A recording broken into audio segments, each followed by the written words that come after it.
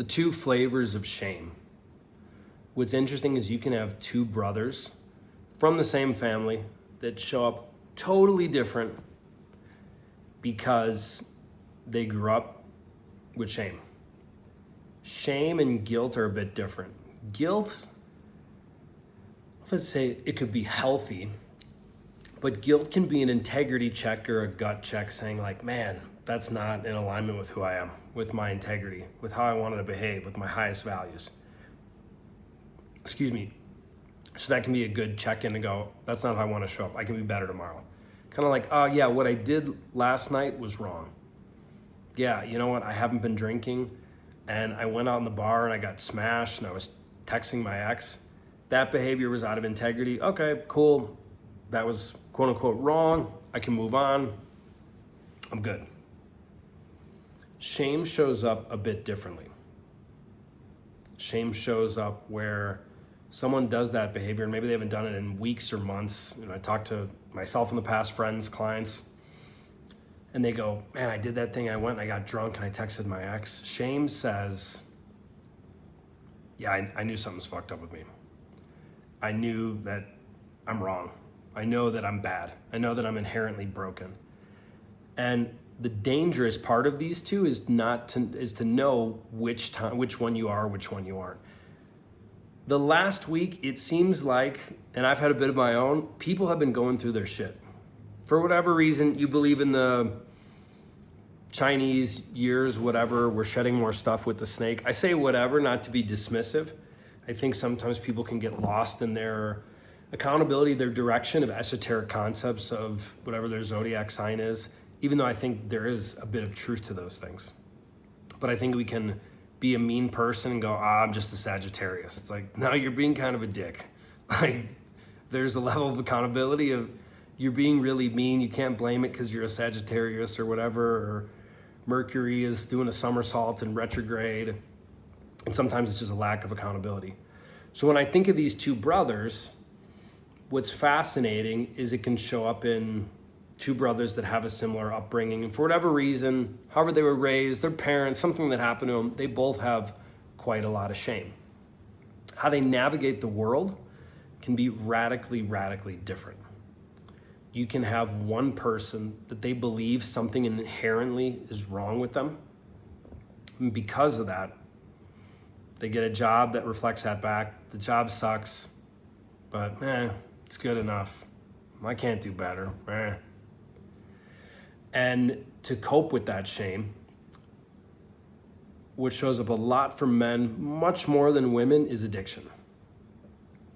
Women's hormone cycles, for better or worse, whether you like this or not, gentlemen, they have a brilliant, beautiful way of forcing them to feel whatever is in the present moment because their biochemistry changes radically every 28 days.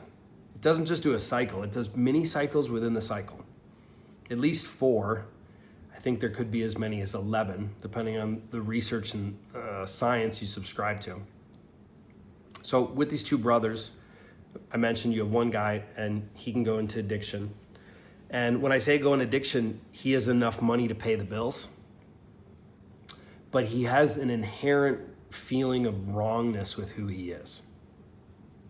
Like something in him is just bad. And it's not what he did, it's who he is. That's a huge, huge, huge distinction. So when that pain becomes too much, this brother dealing with his shame, who was raised in the same household as the other brother, it's gonna come up in a minute, he uses porn, prescription drugs, alcohol, weed, even if the beer you drink is gluten-free or the weed is organic. If someone has to numb out with substances on a regular basis, I wouldn't even say a daily basis, but if it's something you need weed 3 times a week, you have an addiction issue.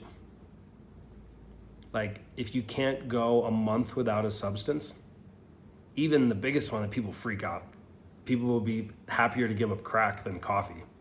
Be like, a month without coffee? I've been taking more and more time off from caffeine. Have I done a month yet recently? No, but I have before. And people freak out. So that brother is barely functioning, barely managing, and getting enough to pay by, to be in a relationship that's to pay the bills, and to have enough money for whatever the vices, addictions are of choice. The other brother, when they look at him and they go, and I've seen this with brothers, oh my God, he's like the most successful. He has a private plane. He has a helicopter. He has 3 Lamborghinis. He just bought a Rolls Royce. He can go the opposite extreme of needing to show everyone how good enough he is, how not bad he is, how worthy he is. Where one brother can go, I don't deserve to be ambitious. I don't deserve to achieve. I'm not enough. The other brother goes, I'm not enough, so I need to show everyone how enough I am. And it can show up. Guys, we do this with women. You can have Medellin syndrome. I'm making this video from Medellin. You can have Miami-itis. I'm not making fun of either of these places, but they have a similar thing of acquisition, which acquisition and ambition is not bad by any means, but it can be bad when it's really not serving your heart and soul, when it's just done to serve, to fill a void. To go, one day I'll be enough. And what you find out, the more that you achieve, the inner conflict becomes louder, even if the external success and validation becomes larger. Because inside there's a feeling of it's kind of a fraud. Or what you hear these high performing guys is like, I need to just outdo the next year. And some can come from healthy challenge and ambition, and some can go, well, if I was growing this much and I have a bad year, God, everyone's gonna know I'm not enough. Or like it puts the magnifying glass on the shame. A fascinating thing about shame, or this not feeling of enough or inherently feeling wrong, it's almost like mold in a basement. If it sits in a dark, wet, damp place, it just grows and it festers and it stinks like shit and it can get people sick. When mold, and you can take something that's moldy, or even laundry that, if you live in another country, if you don't have a washer for some reason, or a dryer for some reason, if you live in Latin America, a smaller part of the world. I live in Latin America. A lot of people don't have dryers. I do, thank God. If you put something that's kind of musty or has a bit of that shame to it, that's a piece of clothing, the sun, the light, heals it, vaporizes it, gets rid of it.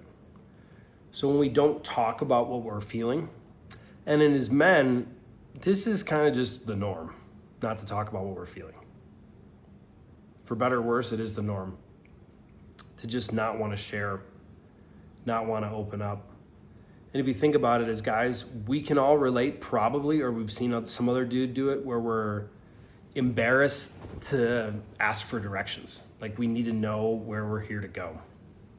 Women, as I mentioned earlier, have the advantage of a big hormone fluctuation. Their body forces them into the present moment, the way I like to say it or see it. And it causes them to feel more. And that level of feeling can be overwhelming, where a woman goes in to get her hair cut or her nails or something, and she's feeling so much wherever she is in life and in her cycle that she'll talk to the woman who cuts hair, who does nails, who, if you talk to some of these women or guys or gay dudes, whatever, they will tell you, yeah, I'm like practically like a life coach or a therapist, because they hear and talk a lot of women through stuff. Whereas guys, the way we let our shame fester and grow like mold in a dark, nasty basement that's only going to contaminate more is by pretending it's not there. Generally, one of the biggest signs that there's shame, or there's some feeling of wrongness or not enough, but it's an identity. It's not based on an action from yesterday or an hour ago. It's not admitting that it's there in the first place. So imagine if you looked into a mirror, and the closer you looked into a mirror, you can't see anything. Because once the shame can have a mirror, and then go, no, no, no, there can't be anything there. Or maybe we're just afraid to look. I don't want to even see what's in the mirror because it'll freak me out. The best way to get these things out there is get them into the light and talk to your brothers, your loved ones, a coach, a therapist, a men's group. Or I was talking with someone last night, and we were kind of laughing about it. Like if you take plant medicine, it can be a great place to process hurt or shame because you don't have to talk to anyone. I recommend talking to someone because it gives a different energy to it.